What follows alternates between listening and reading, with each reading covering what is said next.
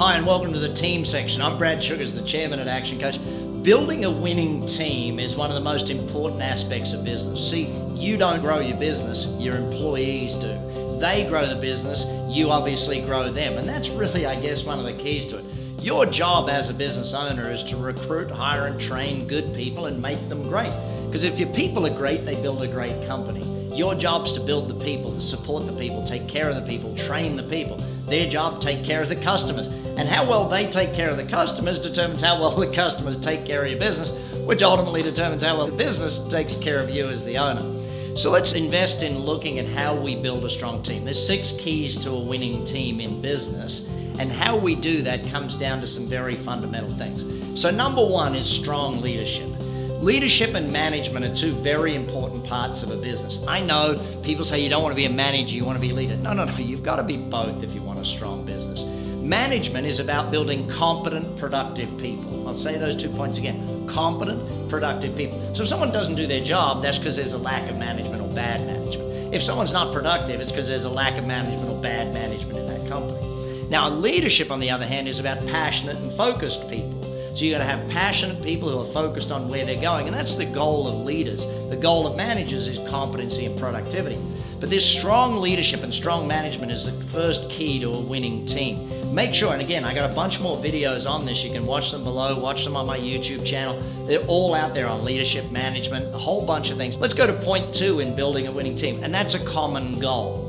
The business has to have a goal that everyone wants to achieve, that everyone is striving for. Somewhere where everybody wins. Something that is common, meaning we all win by it and we all know what it is. See, I do a test in companies when I first go into them and say, okay, everyone in the company, please write down the goal of the business. And you would be amazed at how many different answers most companies get. It's scary in most cases to sit there and think, hang on, if not everyone knows the goal, how can this business succeed? You can't score points if you don't know where the goal is. It's a simple thing. We've got to have that, and it's got to be common. Everyone's got to win by it. Third key to a winning team is what we call rules of the game. Now at ActionCOACH, again, you can click on my website here above in the About Us section and read our 14 points of culture.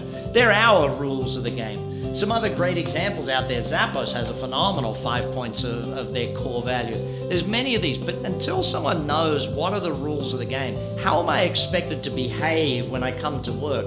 Until people understand it, the culture of the organization, A, it's hard for them to perform. B, almost impossible to recruit. How do you recruit people if they don't fit in with the culture of everyone else in the organization? And no one knows what the culture is unless it's documented, unless the rules are actually explained to them. Fourth area, we got to develop an action plan. You see, if you want a team to win, everyone has to know what's happening. There's got to be a plan. Who's doing what by when? Without a plan in place, it's very hard for people to do it. You know, they start blaming everyone, they come up with excuses because there's no plan to follow, there's no checklist, there's no time frame, it's not agreed upon. And I know putting a plan in place takes time and energy, but here's the thing. If you put 20% of your life into doing the planning and then 80% into doing the work, you don't have to do all of that putting out fires and dealing with issues and all of those problems that generally soak up about 80% of your time if you don't do the planning. So it's 6 of one, half dozen the other, but it's better to be proactive than it is reactive in building a team and building a plan for your business. Again, the most important plan, the daily plan. What are you doing today? Then when you get good at daily planning, go to weekly planning. When you're good at weekly, go to monthly and then go to quarterly and so on. Don't write me a 5-year plan if you're no good at doing it on a daily basis. Get the team working on that daily plan. Point 5 on building a winning team is where we support risk-taking. You see, your team, if they're trying something new, if they're learning, if they're growing, which we always want them to be learning and growing, because if your team member isn't growing, then how can they grow the business? They can keep it status quo, but they can't grow what's going on in the organization. So when we look at supportive risk-taking, we've got to be able to say to a team member, hey, yep, you made a mistake. What did you learn from it? Where do you go from there? We can't beat them up for making a mistake if they're trying something new. Now, of course, we don't want to make the same mistake 10 times. You know, that's just crazy. The second time you make a mistake, it's a choice. It's no longer a mistake. But the point behind it is we need to support our team in growing, in learning, and achieving more than they've ever done before. Finally, it comes down to point 6, where it's 100% involvement and inclusion. You know, your management structure, your leadership structure has to have everyone involved in what we're doing. It has to include people, it has to get communication from everybody.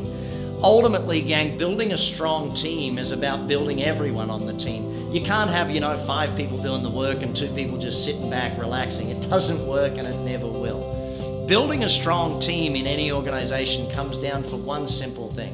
You got to communicate, you got to build great people, and hey presto, they build a great company. If you build great people, they build a great company. So maybe get your people watching some of these videos. Maybe send a link to this one, share it to everyone on your team so that they understand the 6 keys to a winning team, and then you can have real conversation about it. Or any of the other links below. Be sure to learn a whole bunch. Buy my book, Instant Team Building, and share it with your team. The ultimate goal though is for your business to grow, you've got to grow your people. As they grow, so does your business. I know for me, owning multiple companies all over the world, the biggest key is invest in my people and they build my company for me.